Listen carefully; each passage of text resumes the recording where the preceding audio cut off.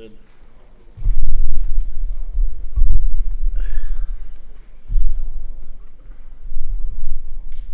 Pretty good. Yep. Busy off season for you. Oh, yeah. No kidding.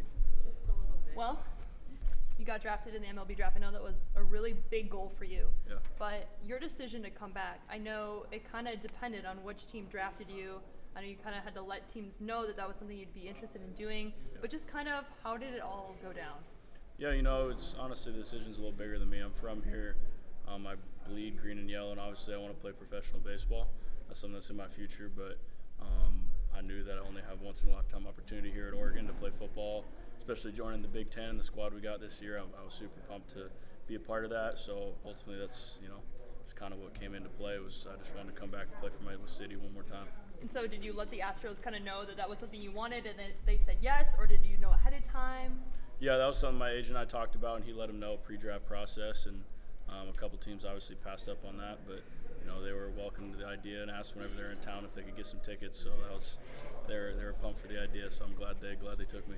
What's the biggest difference for you being in baseball shape versus being in football shape? Baseball shape, obviously dropped 5-6 pounds, and a little leaner, and obviously more rotationally fluid, I would say, a little more flexible than football. Obviously, you're pumping weights. I got to put my weight up, get stronger.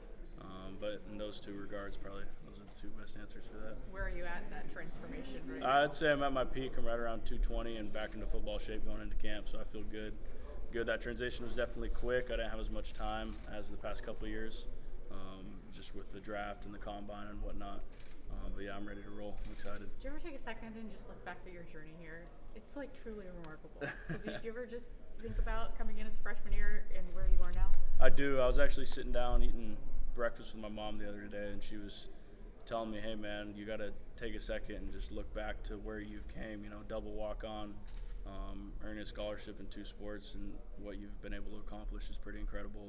I obviously like to smell the roses, but I'm always on to the next thing in my life. I like to keep my head down and work hard and try to keep accomplishing things, but it was nice for her to say that to me, and yeah, I've started to recognize it now. It's my last year here. Is that hard to do, just given that you go from football to preparing for baseball, and then obviously the draft? Like, you haven't had a whole lot of time to kind of sit down and think about what's happening. Is it hard to kind of reflect on what you've been able to do here? Yeah, you always, like I said, you want to keep your head down and keep working and look towards what's next, because that's what that's how future accomplishments happen. But like you said, the past year or so, especially with my last year of baseball and this year my last fall camp, I've definitely started to take time to reminisce on all the past years and all the greatness that's a part of this place. So it's been awesome. With your role on the baseball team kind of being bigger this season, you didn't get to spend a whole lot of time with the football guys. Now that you're kind of back here, you've been training with them this summer. Just what has that been like to come back to a team after having so much success? Yeah, honestly, I've been, now to say the least, I've been itching for some contact, because last couple of years I've done spring ball, but this year I didn't, obviously.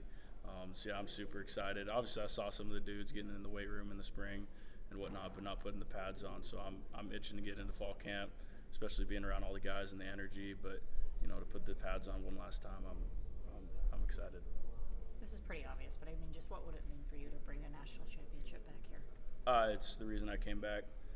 That's what we have our sights set on, and nothing less.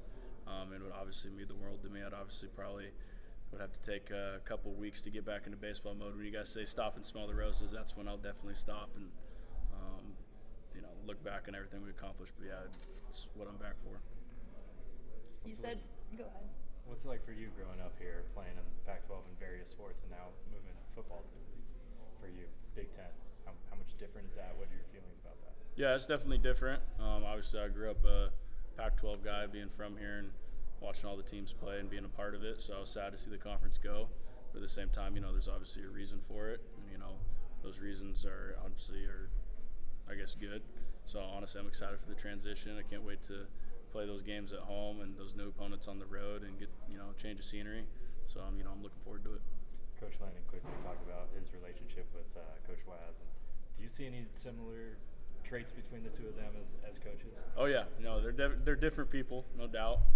They both have their different quirks, but they are very similar. They're both very intense, care about their players and are about the right things, which is very important, especially in today's age. Are able to make that transition between being hard-nosed and intense and kind of old school, but also being able to adapt their players and being new school in that regard. They're good at being able to, complement each other and make those two transitions, which is important. I think Coach Lanning probably would have supported you whether you decided to come back or whether you decided to kind of pursue that MLB career solely this season. But when you did decide and know that you wanted to come back, what was his reaction to that conversation? Yeah, he was obviously pumped. We were talking pre-draft process about kind of, where I got, drafted and where I was supposed to get drafted, and kind of, when it comes to coming back, obviously that he wanted me to come back. So when I told him that it was a sure deal that I'm coming back, he was obviously pumped. So yeah, it was great. And you told me that spots were not one in the spring; they're one in the summer. Yep. Now, so just kind of what are your expectations for this season for yourself, and how excited are you for that competition and depth in your position? Yeah, I'm pumped. Like I said, they are one in the fall in camp. I've known, since I've been playing two sports at Oregon, every time I come into a new season, it's a new year. It really doesn't matter what you do in the past.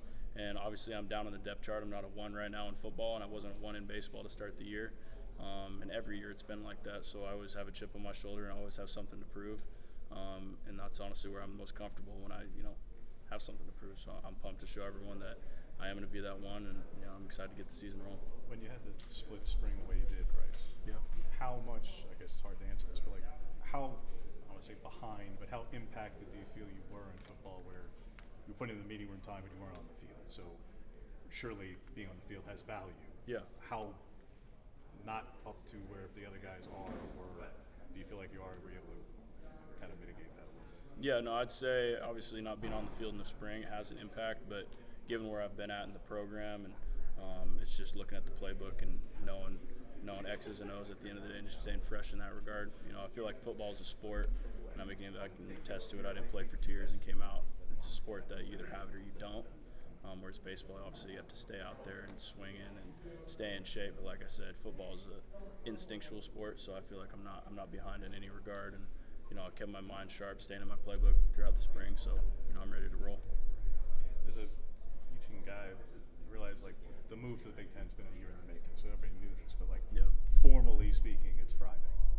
Yes, the logo's literally behind you right now, but officially official. Yeah. So what does this mean? That you get to play in the first year of it, and that this university that you grew up seeing is now that this is reality. Mm-hmm. I was saying it's obviously. I missed the Pac-12. It's what I grew up watching, grew up playing in. But obviously, all you can bet on in life is change, and change is inevitable. So I'm excited for what the Big Ten's going to bring to the table. I could obviously get to go to some pretty cool venues and have some good teams come to play at Autzen Stadium, which should be fun. So I'm just pumped to be a part of it. How does, as guys, you spend a lot of time with Boettcher, how do you see him able to kind of marry style and substance? That on the field he's the linebacker that he is, but that he can dress the way he does, that when he goes on the road he's renting Lamborghinis, that he's working out at a LA gym where Taylor Swift goes. Yeah. He can spend the money and do all that, but he can still be a guy who's one of the leading tacklers on a Big Ten football team and be the guy that he is on the field. He's got his own personality, and at the end of the day, you got to be authentic to yourself. And if that's him being authentic, it's going to help him be the best player and best person off the field. So that's him, and that's what he does. And I think if you stay true to yourself, that's what's going to happen on the field. When you came back to the team, who was the teammate or coach that you kind of missed the most seeing every day? Man, that's a tough one. I miss a lot of my guys out here, but probably Connor Soley. That dude and I have developed a pretty good relationship over the past couple of years, and his locker's right next to mine. So getting to see him again after a couple months off from baseball was good. Sorry if someone already asked you this, but where were you when you got the call that you got drafted? Were you at home? Yeah, watching TV. I was actually up here. I was lifting with the football team. We had a team run, and we had a lift, and so I was getting the lift in, and I got a call from an agent. He's like, "Hey, X, Y, and Z. I think the Royals or the Astros are going to take us. You might want to get in the spot where you can turn the TV on." So I ended lift early. Told Coach Porter, he's like, "Yeah, get out of here. Go be with your family." So I hopped in the car. I was with my girlfriend, and as we were getting into the living room, my agent called me and was like, "Yeah, the Astros are going to take you in about 5 minutes, so get ready." One more. What was that feeling? If you can, put it into words. You knew it was probably coming, but Yeah. what was it like when that finally happened for you? Yeah, it was unbelievable. It's a great feeling, all your hard work coming into fruition, especially where I was at this year. My last year in baseball, obviously I wanted to get drafted, but I had no expectations. I was going in trying to help the team win, and good things came of it. And I was pumped to see my name called. But it's just the beginning. Still got a long road ahead to put in that work and get to the big leagues and become a Hall of Famer. So that's just the beginning. Thanks, Bryce. Yeah, thank you Thank you. guys.